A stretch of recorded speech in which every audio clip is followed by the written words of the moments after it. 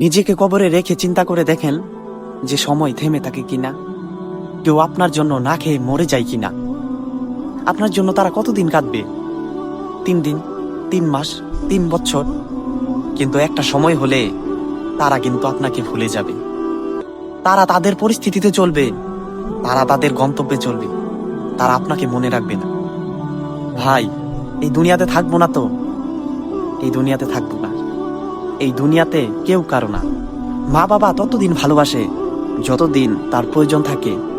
1 মাসের বেতন বাড়িতে না পাঠিয়ে দেখেন কেমন হয়।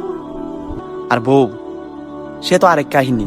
10 দিন দিবেন, 1 দিন যদি না দিতে পারেন তাহলে বলবে কি জানেন, আপনি তার সারা জীবনে কিছুই দেননি।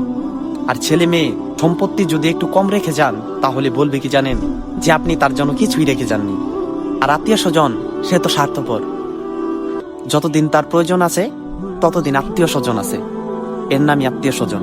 তো দুনিয়াতে তো আপনার কেউ আপন না, এটা তো আপনার বুঝতে হবে, ধরতে হবে, জানতে হবে।